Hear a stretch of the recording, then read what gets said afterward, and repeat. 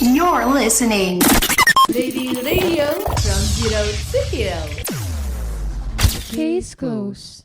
Yang terlihat selesai, Belum tentu berakhir. setiap kasus meninggalkan jejak. Dan jejak akan terungkap. So stay tuned in Case Close. The case is closed The truth is out. karena selalu ada Jejak yang tersembunyi. the truth. Lies in Case Close. Ready Radio from Zero to Hero. Halo Sobat Ready, welcome back again to Case Close. Bareng gua nih. Dan gua Jondri. Dan di sini kita masih bakal bahas kasus true crime lagi ya, John. Dan yang pastinya masih penuh misteri dan menyisakan pertanyaan. Nah Sobat Ready, di episode terakhir kita kali ini kita akan bahas salah satu kisah yang kalau didengar ini cukup brutal banget dalam sejarah di Amerika. Bener banget nih, Jo.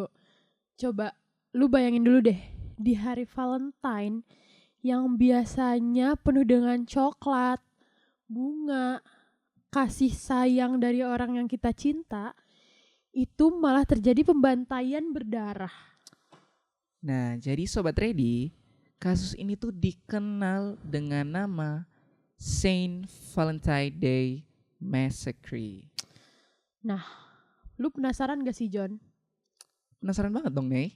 Kalau Sobat Ready penasaran gak sih gimana kisahnya? Jadi jangan lupa tetap stay tune dan jangan kemana-mana. Dan tetap fokus karena setelah ini misteri akan dibuka secara satu persatu. The truth. Lies in Case Close. Case Close. Case is closed. The truth is out. So, siap buat dengerin kisah penuh misteri? Karena yang terjadi benar-benar nyata dan apa adanya. Oke, sekarang kita bisa langsung aja kali ya masuk ke pembahasannya. Langsung aja nih. Jadi gini nih Sobat Ready dan Jondri, kisah ini tuh dikenal dengan nama Saint Valentine's Day Massacre. Dan kasus ini tuh terjadi di Chicago tahun 1929. Wah, berarti cerita ini udah cukup lama dong? Bener banget, John. Dan kasus ini tuh melibatkan perang antar dua mafia di Amerika yang waktu itu lagi bener-bener panas banget tuh. Nah, sebelum masuk ke tragedi pembantaiannya, Sobat Ready tuh harus tahu nih, kenapa Chicago waktu itu tuh bisa jadi chaos banget. Nah, jadi gini nih Sobat Ready, di tahun 1920-an Amerika Serikat sempat bikin aturan tentang larangan penjualan alkohol. Gimana? Yang bener aja nih. Iya, bener banget, John. Alkohol itu tuh dilarang keras nih sama pemerintah buat dijual secara resmi. Cuma nih masalahnya, orang-orang di sana tuh masih punya kayak keinginan yang tinggi banget gitu loh buat minum alkohol. Tapi emang terkendala aja karena emang gak boleh dijual secara resmi kan. Nah, dari situlah mulai ide bisnis alkohol secara ilegal yang mulai digandrungi sama mafia-mafia itu.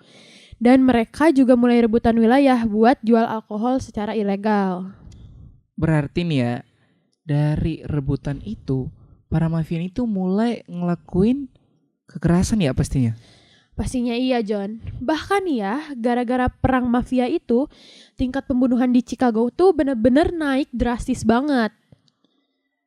Kalau dari yang gue bayangin ya, pasti tuh keadaan di sana tuh udah jadi serem gak sih? Pastinya sih, John. Soalnya kota Chicago itu udah bener-bener dikuasai sama mafia-mafia itu. Nah, dari banyaknya gangster yang ada di waktu itu tuh, ada dua nama nih yang stand out banget, yaitu Al Capone sama Bugs Moran. Wait, Bugs Moran? Siapa tuh? Oke, gue jelasin ya, Jondri dan Sobat Ready. Jadi, Bugs Moran itu adalah pemimpin geng Northside, yang salah satu itu adalah geng mafia yang paling kuat di Chicago saat itu. Bahkan ya, katanya dia dapat julukan Bugs itu karena dia tuh punya tatapan yang serem banget dan dia juga punya emosi yang cepet banget gitu meledak-ledaknya. Jujur, kalau gue denger dari julukannya aja nih ya, itu tuh udah terdengar ngeri banget nih. Iya banget. Dan si geng Northside ini tuh aktif banget juga di bisnis alkohol ilegal, perjudian sampai pemerasan. Tapi mereka tuh punya musuh terbesar yang itu adalah gengnya Chicago Outfit yang dipimpin sama si Al Capone tadi. Itu tuh berarti mereka udah musuhan lumayan lama dong ya? Menurut gua sih lama banget ya John. Bahkan ya salah satu pemimpin Northside yang pernah coba ngebunuh Al Capone pada 1925. Ini lu serius nih? Gue serius John. Jadi mobilnya si Capone ini ditembak-tembakin. Tapi nih syukurnya si Capone ini tuh berhasil selamat John. Gila sih ini. Berarti perang mereka ini tuh emang bukan cuma sekedar ancaman doang ya? Bener banget John. Terus nih ya Sobat Reddy dan John, setelah pemimpin Northside sebelumnya meninggal, si Bugs Moran ini akhirnya naik jadi kepala geng nih. Sementara di sisi lain, kekuatannya si Al Capone ini tuh juga makin besar banget gitu loh. Gimana tuh? Jadi nih ya, geng Chicago Outfit ini sebenarnya udah ada dari awal tahun 1900-an. Awalnya mereka kayak Northside, main di bisnis prostitusi, perjudian, dan pemerasan.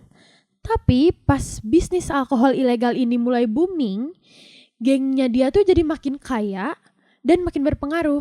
Bahkan nih ya, gengnya si Capone ini tuh katanya bisa sampai punya penghasilan ratusan sampai jutaan dolar per tahun. Oh, pantes aja namanya tuh jadi kayak terkenal banget gitu ya? Nah, itu John. Walaupun mereka saling benci, tapi kadang mereka juga masih ada kerja sama bisnisnya. Wait, kok bisa gitu? Nah, jadi mereka tuh pernah kerja sama waktu jual whisky ilegal. Tapi hubungan itu tuh rusak gara-gara masalah keuntungan dan pembajakan kriminal alkohol. Oh, ini tuh berarti sejak kejadian saat itu mereka jadi punya konflik yang makin panas dong? Yap, bener banget. Dan konflik itulah yang akhirnya jadi awal tragedi dari Saint Valentine's Day Massacre ini. The truth. Lies in case closed. Case closed. The case is closed. The truth is out. Nah, Sobat Ready, tadi kan kita udah denger nih cerita awal terjadinya tragedi Saint Valentine's Day ini sama Nia ini. Sekarang kita masuk di mana hari kejadian terjadinya pembantaian ini. Pas banget sih John, gue bener-bener udah kepo banget sih gimana sih kejadiannya waktu hari H itu. Karena seperti yang kita tahu gitu loh, kayak Valentine's Day, hari kasih sayang. Tapi kok malah pembunuhan gitu loh. Dan pastinya juga Sobat Ready tuh kepo sama hal ini. Boleh mungkin lu jelasin sih ke gue dan ke Sobat Ready? Boleh dong. Nah, Sobat Ready, jadi nih ya, sehari sebelum terjadi tragedi pembantaian ini, ada kabar yang masuk nih, kalau geng Bugs Moran itu bakal dapat kiriman whisky ilegal. Dan kiriman itu rencananya bakal dikirim di sebuah garasi di salah satu daerah di North Clark Street. Tapi ini tuh masih jadi perdebatan sampai sekarang. Ada yang bilang tuh mereka lagi nunggu kiriman whisky, tapi ada juga yang bilang kalau mereka tuh cuma lagi ngumpul buat ketemu si Moran ini. Oh, jadi emang kayak sebenarnya dari beberapa orang di situ tuh mereka tuh belum ada yang tahu ya sebenarnya apa sih yang bakal mereka lakuin di garasi ini tuh. Iya, tapi yang jelas nih ya, pada pagi hari tanggal 14 Februari 1929, beberapa anggota Northside itu udah ada dalam garasi itu. Di sana juga itu ada orang-orang kepercayaannya si Bugs Moran ini. Bahkan termasuk tangan kanannya juga ada di sana. Wow, tangan kanannya yang di mana itu bisa dibilang orang kepercayaannya dong. Tapi gue mau tanya sih, si Bugs Moran sendirinya ini tuh ada gak sih di tempat itu? Nah, ini dia nih yang bikin menarik. Jadi, si Moran ini tuh sebenarnya dia lagi menuju ke lokasi. Tapi dia datangnya telat. Dan malah justru dari keterlambatan itulah yang bikin dia jadi selamat. Nah, jadi nih dan Sobat Ready, sekitar jam 10:30 pagi, tiba-tiba ada mobil Cadillac hitam berhenti tepat di depan garasi. Terus beberapa orang tuh mulai keluar dari mobil itu. Ada yang pakai seragam polisi dan ada juga yang pakai baju biasa. Nah, fun fact nih ya Sobat Ready, ternyata orang-orang itu bukan polisi beneran, alias gadungan. Oh, tapi nih ya, kayaknya orang-orang di dalam itu emang ngiranya tuh itu polisi beneran ya, bukan polisi gadungan kayak yang sebenarnya. Iya, mereka tuh ngira lagi ada penggerebekan biasa aja. Makanya para korban ini nurut aja waktu disuruh berdiri tegap ngadep tembok. Dan pastinya mereka juga gak nyangka sih ya, kayak tiba-tiba disuruh ngadep tembok nih. Padahal lagi chill gitu loh di garasi. Nah, itu dia. Karena beberapa detik kemudian ya, para pelaku tuh langsung nembakin mereka dari belakang dan pakai senapan mesin. Oh, Dan penembakannya itu gak terjadi biasa aja. Itu tuh terjadi secara brutal banget nih. Puluhan peluru tuh ditembakin ke arah para korban. wah itu gila banget gak sih Sobat Ready? Gue aja ngebayanginnya serem.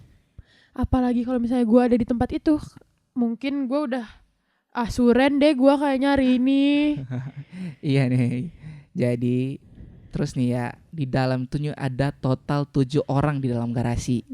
Dan hampir semuanya tewas di tempat. Tapi ada satu orang yang masih hidup nih untuk beberapa saat. Namanya Frank Gusenberg. Nah, polisi yang sebenarnya itu tuh sempet nanya gak sih ke dia tuh kalau misalnya siapa sih sebenarnya pelakunya tuh? Katanya iya nih. Tapi walaupun kondisinya tuh lagi parah banget, dia tuh tetap nolak buat ngomong. Bahkan sebelum dia meninggal aja nih ya, dia tuh cuma bilang nggak ada yang nembak gue. Wah, parah banget sih itu.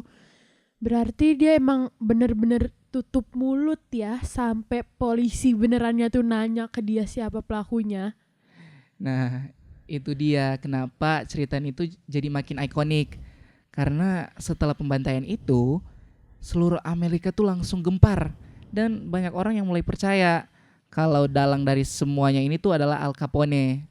Oh. Nah, setelah pembantaian itu terjadi, polisi di Chicago langsung buka penyelidikan secara besar-besaran.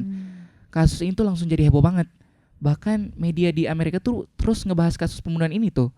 Dan yang bikin makin chaos, sempat muncul rumor kalau polisi juga ikut terlibat dalam kasus ini. Seriusan gak sih John? Iya, gue juga awalnya gak percaya. Tapi karena pelakunya juga kan nyamar jadi polisi ya nih. Iya sih. Jadi banyak orang juga yang mulai curiga. Terus langsung dah polisi tuh ngelakuin rekonstruksi di lokasi kejadian. Sambil-sambil juga nyari saksi dan mungkin juga mereka nyari bukti yang ada mungkin bisa ketemu ya di tempat sekitarannya kejadian. Ya. Nah, pas mereka nih lagi lakukan penyelidikan, polisi tuh nemu satu mobil yang diduga dipakai pelaku tapi sudah dalam keadaan dibakar. Wah, berarti mereka ini benar-benar nyamar total dan mereka emang niat banget gitu loh ya buat kejadian ini tuh. Iya, terus karena Al Capone ini lagi di Florida waktu kejadian, polisi tuh mulai nangkep beberapa anak buahnya. Salah satunya tuh namanya Jack McGurn, yang dikenal sebagai pembunuh bayaran terkenal di geng Capone ini. Tapi nih ya, anehnya semua tuduhan itu akhirnya gugur. Karena ya itu mereka gak punya cukup bukti buat ngebuktiinnya. Bener sih, dan karena faktor itu juga ya mungkin sampai saat itu pun pelakunya belum benar-benar ketangkep. Belum. Nah, beberapa bulan kemudian polisi ini akhirnya nemuin senjata yang dipakai dibuat pembantaian di rumah Fred Burke itu. Dan dari situlah nama Burke ini tuh langsung jadi tersangka utama. Tapi nih ya, walaupun udah banyak petunjuk, kasus ini tetap gak pernah terpecahkan menurut gue ya. Bahkan sampai sekarang masih banyak teori-teori siapa sih sebenarnya dalang asli di balik tragedi Saint Valentine's Day Massacre ini. Jujur nih ya Sobat Ready dan Jo, setelah gue dengerin kronologi komiknya yang dari gue bacain dan John Ri bacain pun, gue tuh masih gak kepikiran gitu loh. Kasus ini tuh menurut gue udah besar banget, udah banyak orang yang tahu, tapi sampai sekarang tuh masih jadi misteri gitu loh. Kayak boom, so complicated. Betul banget nih. Nah, dari sinilah banyak muncul nih ya nama-nama yang udah makin banyak nih yang dicurigain. Bahkan banyak bukti juga yang udah ditemuin. Tapi tetap aja nih dalang aslinya tuh nggak ketemu sampai sekarang. Parah banget sih menurut gue. Karena kayak wah, mereka ini bener-bener niat banget buat kasus ini. Mereka bener-bener niat banget buat ngelakuin itunya gitu loh. Nah, itulah kenapa kasus itu jadi salah satu kisah paling ikonik di sejarahnya mafia di Amerika. Setuju sih, karena sih kecomplicatedan itu ya yang jadi ikonik banget. Jujur gue juga ikutan pusing sih. Ya kan. Gimana kalau kita ada di tempat kejadiannya kan? Oh, Waduh, Suren. the truth. Lies in case closed. Case closed. The case is closed. The truth is out. Nah, setelah dengar penjelasan dari John Ri, gue ngerasa kayak duh, serem juga ya John. Karena yang dimana hari Valentine itu yang harusnya kalian dapat kasih sayang dari orang yang kalian sayang, kalian seneng-seneng bareng sama mereka, bahagia bareng mereka. Tapi di satu sisi malah ada pembunuhan brutal kayak gini. Iya nih, bukannya dapat coklat atau bunga, malah jadi ada rasa takut dan kepanikan. Setuju banget. Kebayang gak sih nih sama Sobat Ready? Hari Valentine yang seharusnya identik sama hari kasih sayang di seluruh dunia, tapi buat negara Amerika itu malah jadi hal yang mengerikan dan menegangkan. Karena ini tuh udah jadi sejarah kriminalnya Amerika. Jujur nih ya, setelah gue dengar kronologinya itu gimana, gue bener-bener masih kepikiran banget. Gimana bisa sih mereka tuh ngerencanain rencana yang bener-bener mereka rencanain secara matang buat ngelancarin aksi pembunuhan ini. Iya, ini tuh karena kelihatan rapi banget ya. Bahkan pelakunya tuh sampai jadi nyamar jadi polisi supaya korban gak curiga. Nah, sebenarnya itu sih guys yang bikin serem tuh. Karena kayak berarti mereka tuh udah mikirin itu tuh sejak awal buat ngerencanain ini dan ngejalanin hal ininya juga. Dan nih ya, menurut gue ya nih, yang bikin kasus ini tuh masih terkenal bahkan sampai sekarang ini, itu tuh karena dalang aslinya tuh gak pernah benar-benar kebukti siapa Bener gitu. banget lagi. Jadi orang-orang tuh masih terus bikin teori soal siapa sebenarnya yang paling bertanggung jawab sama kasus ini. Tapi nih ya, kalau dipikir-pikir, kasus ini tuh nunjukin banget kalau misalnya gimana ambisi dan dendam itu bisa bikin orang ngelakuin hal yang dia mau, bahkan sampai hal yang se-ekstrim ini gitu loh. Iya, betul banget. Kadang keinginan buat menang atau punya kekuasaan malah bikin semuanya berakhir chaos. Setuju banget. Jadi gimana nih Sobat Ready? Abis dengar cerita kita tentang Saint Valentine's Day Massacre ini, pasti kalian ikut kepikiran gak sih siapa sebenarnya pelaku di balik kisah ini? Atau malah kalian ikut nebak-nebakan siapa pelakunya? Jujur nih ya, kalau misalnya dari gue sendiri kayak gue gak bisa menebak-nebak karena ini terlalu complicated gitu. Terus juga gue gak ada kepikiran karena banyak banget orang yang terlibat di kasus ini. Kalau menurut lu gimana John? Jujur ya, gue juga ya, gue ikut pusing. Gue juga gak bisa ngebayangin gimana kalau gue ada di tempat kejadian. Apalagi kalau gue tinggal di Amerika ya, jadi masyarakat di sana tuh, aduh Iya makin kan? pusing gak sih? Nah, gitulah Jadi, ceritanya ya. Gitu ceritanya teman-teman. Jadi ya inilah dia. Ini last episode kita. Aku mau ngucapin thank you banget nih buat kalian semua Sobat Ready yang udah terus pantengin kita, yang udah terus stay tune dari episode awal bahkan sampai di episode terakhir kita kali ini. Semoga nih ya dari cerita yang udah kita sampaikan bisa nambah insight buat kalian sekaligus buat ngingetin kalau dunia kriminal itu nggak selalu punya sisi gelap dan setiap tindakan pasti selalu ada konsekuensinya. Betul banget nih Sobat Ready. Oh iya, gue juga mau ngingetin nih ke kalian buat jangan lupa follow Instagram dan Spotify-nya Ready Radio. Karena masih banyak banget cerita yang seru lainnya. Betul. Selain dari Case Close. Tapi menurut gue sih Case Close paling seru ya. Jelas Karena dong. bahas-bahas misteri kayak gitu. Oke, kalau gitu Kalau gitu kita pamit dulu ya. Tapi untuk terakhir kalinya kita tagline kali ya. setuju banget. Oke. 1, 2, 3. Case closed. The case is closed. The truth is out. See you next time, Sobat Ready. Case closed. Yang terlihat selesai. Belum tentu berakhir. You're listening.